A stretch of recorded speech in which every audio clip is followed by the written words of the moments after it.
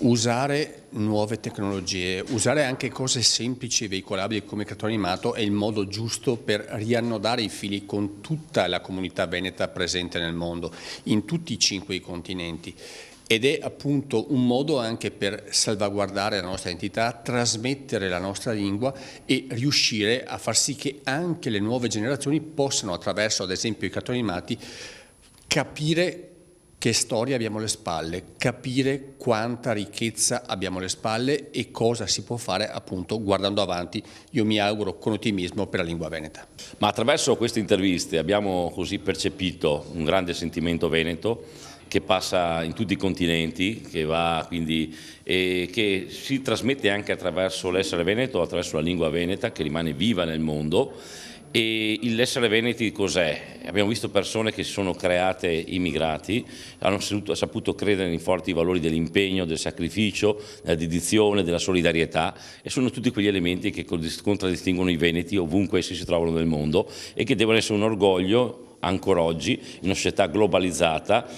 Sono questi i veri valori che creano non divisione ma unità nel mondo. Attraverso la lingua veneta abbiamo visto che è l'elemento che unisce più facilmente e immediatamente la mente ma anche il cuore dei veneti quando si conoscono e si riconoscono. Dobbiamo conoscere di più la nostra immigrazione veneta perché sono le famiglie di qualche anno fa che si sono divise e ora che anche la tecnologia, anche a distanza, ci è consentito di riunirci anche in queste condizioni particolari, insomma, di pandemia, abbiamo riscoperto questo valore della nostra cultura e della nostra lingua attraverso un video come questo, divertente, giovane, fresco, che potremo far vedere anche nelle scuole, perché tante volte i ragazzi a scuola e nei percorsi anche di lingua veneta che faccio nelle scuole come Accademia della Lingua Veneta, a volte ci dicono ma come il veneto parlato in Brasile? È impossibile, e invece è parlato in Brasile, in Messico, in Australia, in Canada, in Istria, ma poi anche in altri luoghi, in Argentina, in Francia e in altri stati del mondo. Quindi è assolutamente importante, utile, bello, divertente, ci fa ricordare il passato ma per pensare al presente e ripensare quale può essere il nostro futuro.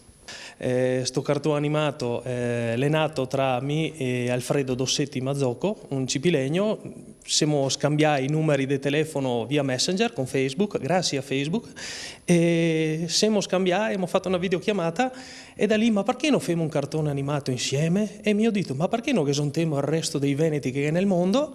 E da lì è nata tutta questa storia e durante il lockdown siamo fatti mandare i testi, dopo abbiamo aggiustato qua a Verona, dopo abbiamo assemblée, siamo fatti mandare gli audio e sull'audio abbiamo ricostruito esattamente il cartone animato, quindi prima arriva gli audio e dopo abbiamo fatto il cartone animato, abbiamo fatto le bocche del cartone animato in base all'audio. Le foto che si vede attraverso il cartone animato e tutte foto vere dell'epoca, quindi non è niente di fasullo, in mandelori via mail.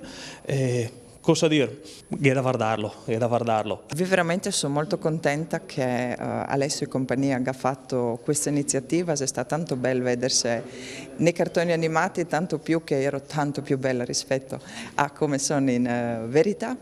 Mi auguro che sia la prima di tante iniziative che faremo insieme perché la nostra lingua, la nostra tradizione, la nostra cultura ne tiene forti e ne tiene insieme e insieme è più facile fare le robe. Ara che nel mondo anche pieno di veneti nei stati del Brasile, del Messico, del Canada e perfino in Australia.